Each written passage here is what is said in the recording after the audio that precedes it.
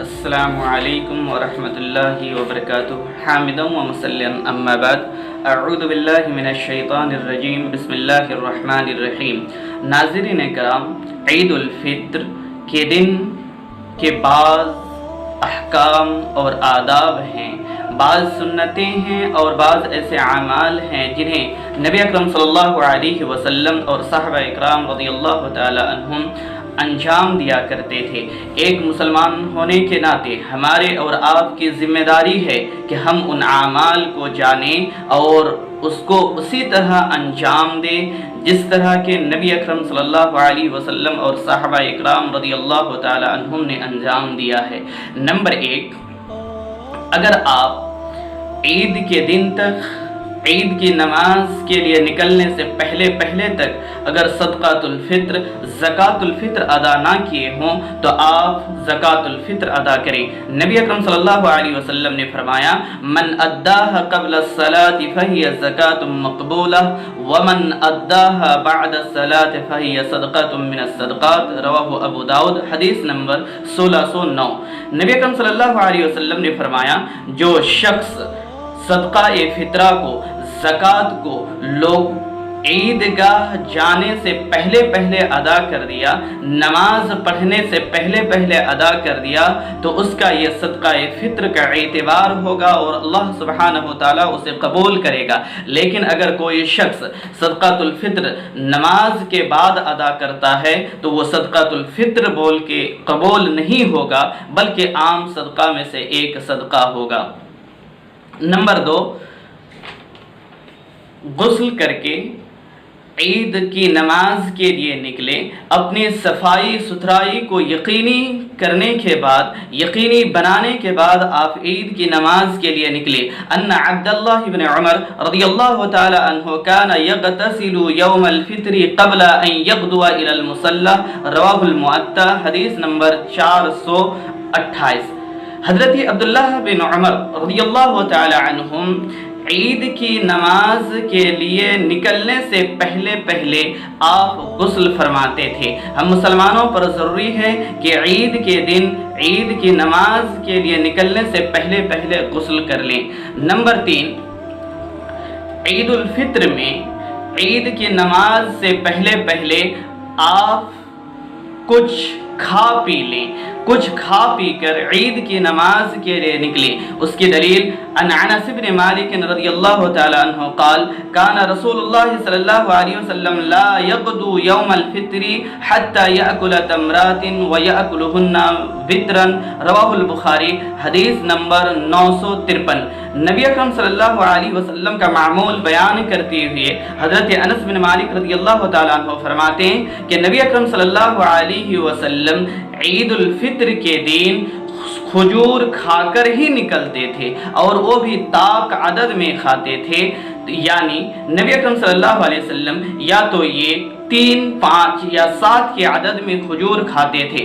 اگر آپ کے پاس کھجور مہیا ہوں تو آپ کھجور کھا کے نکلے، اگر کھجور مہیا نہ ہو تو کوئی میٹھی چیز کھا کر عید کی نماز کے لیے نکلے، اگر میٹھی چیز بھی نہ ہو تو کم سے کم پانی پی کر ہی عید کی نماز کے لیے نکلے۔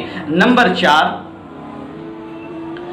شوال کے چاند نظر آنے کے بعد سے جو عیدین کی تکبیرات ہیں ان تکبیرات سے اپنے لبوں کو تر رکھیں، بار ان کو دہرائیں۔ نمازوں کے بعد عام حالاتوں میں جب آپ کو کبھی فرصت ملتی ہے آپ اس وقت عید کی تکبیرات جو ہیں ان کو دہرائیں۔ اللہ سبحانہ وتعالیٰ کا فرمان ہے وَلِتُكَبِّرُوا اللَّهَ عَلَى مَا هَدَاكُمْ لَعَلَّكُمْ تَشْكُرُونَ، سورۃ البقرہ، آیت نمبر 185۔ یہ آیت دراصل رمضان کے تعلق سے اتری ہوئی آیتوں کا ایک حصہ ہے جس میں اللہ سبحانہ وتعالیٰ نے فرمایا، لوگوں، مسلمانوں، تاکہ تم اللہ تعالیٰ کی کبریائی و بڑائی بیان کرو اس طریقے پر جس طریقہ کو اللہ سبحانہ وتعالیٰ نے آپ کو سکھایا، تاکہ شاید کہ تم لوگ کامیاب ہو جاؤ اور اللہ تعالیٰ کا شکریہ کرو، شکر بجا لاؤ۔ تو اس آیت کریمہ سے ہمیں یہ پتہ چلتا ہے کہ عید کے دن خاص کر کے ہمیں تکبیر و تحلیل کا اہتمام کرنا چاہیے۔ صحابہ اکرام رضی اللہ تعالی عنہم سے مختلف روایتیں آتی ہیں، مختلف تکبیر کے مختلف الفاظ آتے ہیں، جن تمام کو امام ابن شیبہ رحمۃ اللہ، امام ابن ابی شیبہ رحمۃ اللہ علیہ اپنی کتاب مصنف ابن شیبہ میں نقل کیا ہے۔ ان میں سے دو یہ ہے، حضرت عبداللہ بن مسعود رضی اللہ تعالی عنہ یہ تکبیرات پڑھا کرتے تھے، اللہ اکبر لا الہ الا اللہ واللہ اکبر وللہ الحمد۔ اسی طرح کے دوسری روایت آتی ہیں، اللہ اکبر کبیرہ۔ نمبر 5، عیدین کے لیے زیب و زینت اختیار کریں۔ اگر آپ کے پاس نئے کپڑا دستیاب ہو تو آپ نئے کپڑے پہنیں، اگر نیا کپڑا دستیاب نہ ہو تو پھر پرانے کپڑوں میں سے جو سب سے اچھا ہو آپ اسے پہن کر عید کی نماز کے لیے جائیں۔ اس کی دلیل عن ابن عمر عن جابر کان للنبی صلی اللہ علیہ وسلم جبۃ یلبسها للعیدین ویوم الجمعہ، رواہ ابن ماجہ فی صحیحہ، حدیث نمبر 1765۔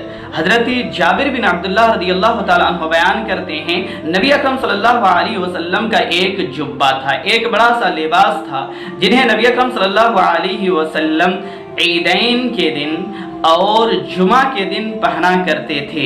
تو اسی لیے ہم مسلمانوں کے لیے یہ سنت ہے، نبی اکرم صلی اللہ علیہ وسلم کی اطاعت میں ضروری ہے کہ ہم نئے کپڑے پہنیں۔ اگر نئے کپڑے دستیاب نہ ہو تو ہمارے پاس جو سب سے اچھا کپڑا ہو انہیں پہن کر عید کی نماز کے لیے روانہ ہوں۔ نمبر 6، عید کی نماز کے لیے ایک راستہ سے جائیں اور عید کی نماز پڑھنے کے بعد دوسرے راستہ ہو کر اپنے گھر واپس لوٹیں۔ یہ نبی اکرم صلی اللہ علیہ وسلم کی سنت ہے۔ اگر راستہ ایک ہی ہو، دو نہ ہو، تو ایسی صورت میں آپ ایک کنارے سے جائیں، پھر آتے سمے دوسرے کنارے سے آئیں، تو شاید نبی اکرم صلی اللہ علیہ وسلم کی یہ سنت کی اتباع ہو۔ حضرت جابر رضی اللہ تعالی عنہ بیان کرتے ہیں، عن جابر بن عبداللہ رضی اللہ تعالیٰ عنہ قال کان النبی صلی اللہ علیہ وسلم اذا کان یوم عید خالف الطریق، نبی اکرم صلی اللہ علیہ وسلم عید کے دن جب آپ مصلی جاتے، عیدگاہ جاتے تو ایک راستہ سے جاتے اور جب واپس آتے تو دوسرے راستہ سے آتے۔ اس حدیث کو امام بخاری رحمۃ اللہ علیہ نے نقل کیا ہے، حدیث نمبر 986۔ نمبر 7،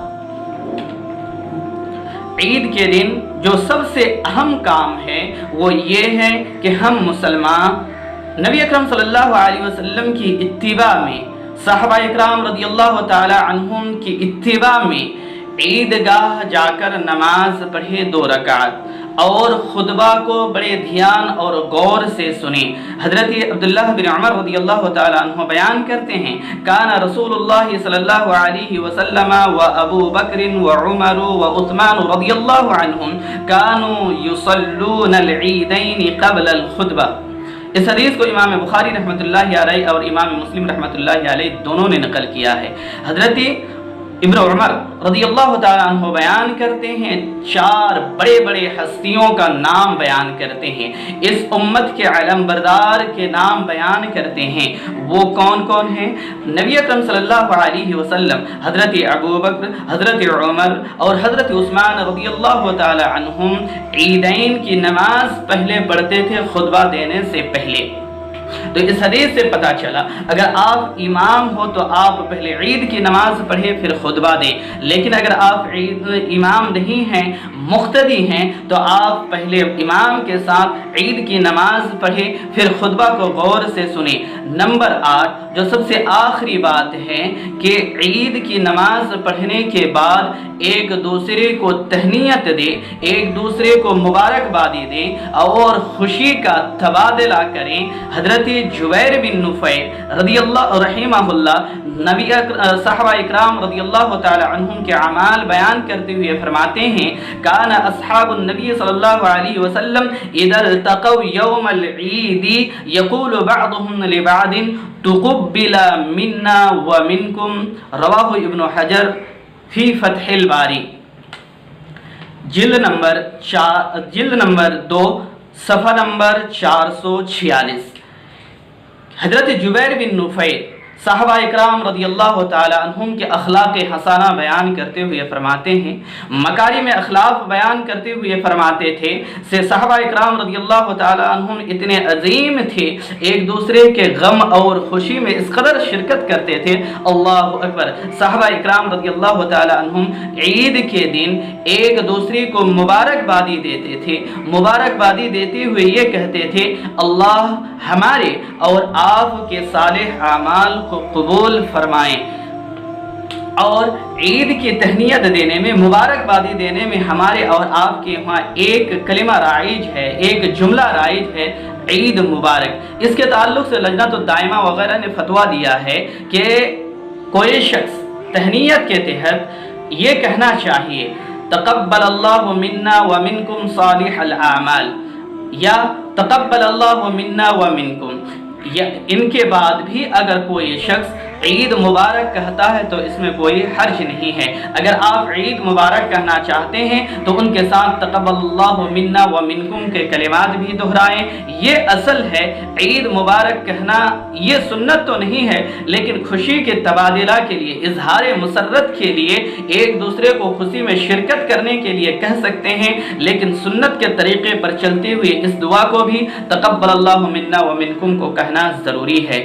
رب العالمین سے دعا گو ہوں رب العالمین ہم تمام مسلمانوں کو ایک دوسرے کے غم اسی طرح خوشی میں شرکت کرنے کی توفیق عطا فرما۔ پروردگار ہم تمام مسلمانوں کو عید کے دن سنت کے تمام اعمال کو کرنے کی توفیق عطا فرما۔ پروردگار ہم تمام مسلمانوں کے صیام و قیام اور تمام طرح کے حسنات کو قبول فرما۔ وما علینا الا البلاغ۔ السلام علیکم ورحمۃ اللہ وبرکاتہ۔